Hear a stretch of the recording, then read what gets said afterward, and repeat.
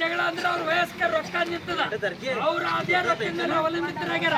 ಸರ್ಕಾರ ಆದೇಶ ಹೊರಡಿಸದ, ನಿಮಗೂ ಅದ್ರ ಸಂಬಂಧಪಟ್ಟಂಗ ನಿಮ್ಮ ಕೈಯಲ್ಲೂ ಏನು ಇಲ್ಲದು ಬಹುತೇಕ ನನ್ಗೆ ಗೊತ್ತಿದ್ದ ಪ್ರಕಾರ.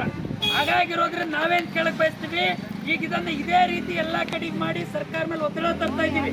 ಈ ಪಿಂಚಣಿ ನಿಂತಿರ್ತಕ್ಕಂಥ ರೊಕ್ಕ ತಕ್ಷಣನೇ ಅವ್ರ ಹಣ ಬಿಡುಗಡೆ ಮಾಡ್ಬೇಕು ಅನ್ನೋ ಮಾತನ್ನ ನಾವು ಕೇಳ್ಕೊಟ್ಟಿವಿ.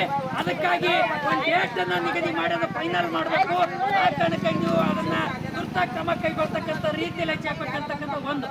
ಎರಡನೇದು, ಚಿಂಚೋಳಿ ತಾಲೂಕಾ ಬರಪೀಡಿತ ಪ್ರದೇಶದ ಘೋಷಣೆ ಮಾಡಬೇಕು. ಇದಕ್ಕೆ ಸಂಬಂಧಪಟ್ಟಂಗ ನೀವು ಸರ್ಕಾರ ವರದಿ ಕಳಿಸ್ಬೇಕು ಅಂತಕ್ಕಂಥ ಮಾತನ್ನ ಬಯಸ್ತೀವಿ. ರೈತರು ರೊಕ್ಕದ ಮಾಲ್ ಕಂಪ್ಲೀಟ್ ಹೋಗ್ಯಾರ, ಉದ್ದು ಹೋಯ್ತು, ಹೆಸರು ಹೋಯ್ತು, ತೊಗರಿ ಹೋಯ್ತು. ತೊಗರಿನ 15 ದಿನ ಮಾತ್ರ ಟೈಮ್ ಅದ ಅಷ್ಟೇ. ಆದ್ರೆ ರೊಕ್ಕದ ಮಾಲಂತೂ 60 ದಿನ ಬೆಳೆ, ಉದ್ದು ಹೆಸರು ಕಂಪ್ಲೀಟ್ ಕೈ ಕೊಡ್ತು.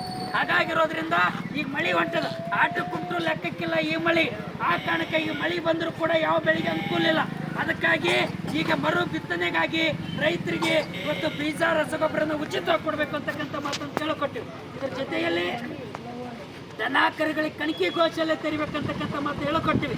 ಅದರ ಜೊತೆಯಲ್ಲಿ ರೈತರದು ರಾಷ್ಟ್ರೀಕೃತ ಬ್ಯಾಂಕ್ಗಳ ಸಾಲ ಮನ್ನಾ ಮಾಡ್ಬೇಕಂತಕ್ಕಂಥ ಮಾತನ್ನು ಹೇಳಿಕೊಟ್ಟಿವಿ.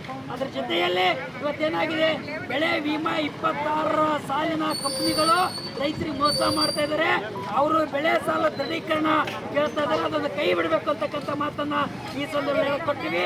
ಅದಾಯ್ತು. ಅದಲ್ಲದೇನೆ ಒಂದು ನಿಮ್ಮ ತಹಸೀಲ್ದಾರ್ಗೆ ಇದನ್ನು ನಿಮ್ಮ ಗಮನಕ್ಕಿರಲಿ, ಈ ಊರಲ್ಲಿ ನೀರಿನ ದೊಡ್ಡ ಗಂಭೀರ ಕುಡಿಯೋ ನೀರು ಸರ್ ಸಮಸ್ಯೆ ಹೇಳಿದಾರೆ, ಎಲ್ಲರಿಗೂ ಹೇಳಿದಾರೆ. ಹಾಗಾಗಿರೋದ್ರಿಂದ ಕುಡಿಯೋ ನೀರಿನ ಏನು ಸಮಸ್ಯೆ ಪೈಪ್ ಏನು ಜಾಸ್ತಿ ಇಲ್ಲ, ಬೇರೆ ಇಲ್ಲ.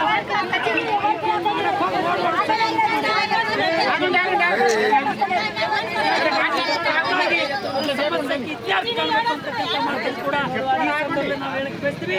ಜೊತೆಯಲ್ಲಿ ಸರ್ಕಾರ, ಕೇಂದ್ರ ಸರ್ಕಾರದ ನೀಟ್ ಪರೀಕ್ಷೆ ಪ್ರಶ್ನೆ ಪತ್ರಿಕೆ ಸೋರಿಕೆ ಆಗಿರ್ತಕ್ಕಂಥದನ್ನ ನೈತಿಕತೆ ಹೊತ್ತು ಅದನ್ನ ಸುಪ್ರೀಂ ಕೋರ್ಟ್ ಸಮಾಲೋಚನೆ ಮಾಡಬೇಕಂತಕ್ಕಂಥ ಮಾತನ್ನು ಒತ್ತಾಯ ಮಾಡ್ತಾ ಇದ್ದೀವಿ. ಅವ್ರ ನೆರವಿಗೆ ಸರ್ಕಾರ ನಿಲ್ಲಬೇಕಂತಕ್ಕಂಥ ಆಗ್ರಹ ಮಾಡ್ತದೆ. ಧರ್ಮೇಂದ್ರ ಪ್ರಧಾನ್ ರಾಜೀನಾಮೆ ಕೊಡಬೇಕಂತಕ್ಕಂಥ ಆಗ್ರಹ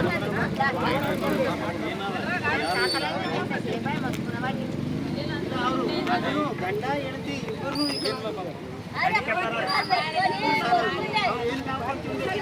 ಮನೆ ಪತ್ರ ಯಾರ ಹತ್ರ ಇದೆ?